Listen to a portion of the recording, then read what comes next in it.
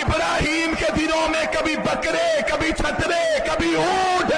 ابراہیم اور حسین میں تجھے فرق سمجھ نہیں آیا؟ جسے جانوروں کے خون کی سلامی دی جائے اسے ابراہیم کہتے ہیں، جسے انسانوں کے لہو کی سلامی. کبھی رونا ماتم ہے، کبھی جیل جانا ماتم ہے، کبھی سینے پہ مارنا ماتم ہے، کبھی سر پہ مارنا ماتم ہے، کبھی کمر پہ مارنا ماتم ہے. ماتم کی قسمیں، کوئی منہ پر ہاتھ مارتا ہے ماتم ہے. اہل بیت کی یاد، اہل بیت کی یاد میں زندگی گزارنا اور ان کے غم کو تازہ رکھنا، یہ ماتم کی قسمیں. اللہ نے ہمیں ماتم کے لیے پیدا کیا ہے.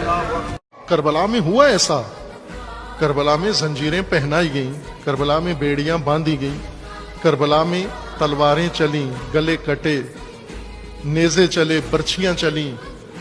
لیکن یہ کس کی سنت ہے؟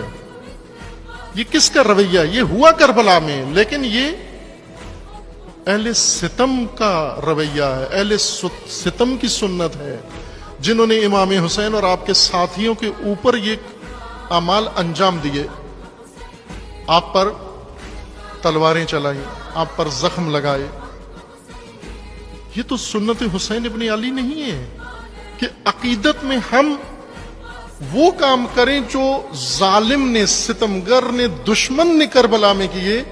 ہم عقیدت حسین میں وہ تکرار کریں اور گمان یہ ہو کہ ہم عزائے حسین کر رہے ہیں. عزائے حسین اگر کر رہے ہیں تو وہ کرو جو حسین ابن علی نے کیا ہے. ننگے ہو کے کون سی عبادت ہوتی ہے؟ ننگا ہونا خود ایک عیب ہے.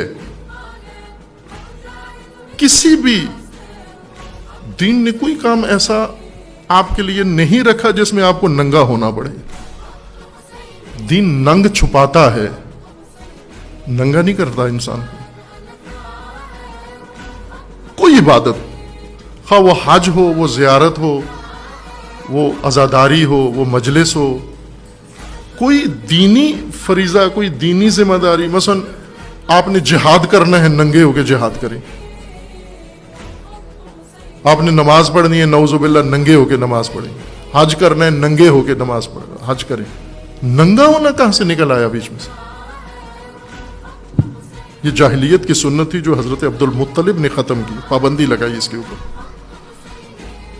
قادیانیوں سے بدتر غالی ہیں، کیونکہ قادیانی اللہ کا شریک تو نہیں ٹھہراتے کسی کو، خاتم الانبیاء کی خاتمیت کے منکر ہیں، اور اتنے غلیظ کافر قرار دیے گئے ہیں کہ ان کا نام لینا کوئی پسند نہیں کرتا.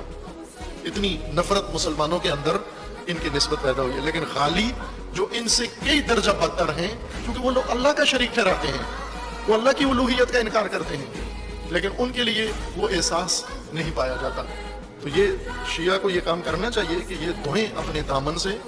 غالی نہیں ہیں، مسلمان نہیں ہیں، اسلام سے ان کا کوئی تعلق نہیں ہے. تشیع تو دور کی بات ہے، تشیع تو بہت خالص اسلامی تفکر کو کہا جاتا ہے. یہ عام اسلام سے بھی تعلق نہیں رکھتے، چاہے جائے کہ خالص اسلام سے، تشیع سے ان کا تعلق جوڑا جائے. یہ شیعہ کے اندر سستی ہے اور اس کا خمیازہ شیعہ کو بھگتنا پڑتا ہے. یہ غالی جتنا شرک و کفر بکتے ہیں وہ شیعہ کے نام درج ہو رہا ہے، وہ شیعہ کے نام لکھا جا رہا ہے. شیعہ یوں کہتے ہیں، شیعہ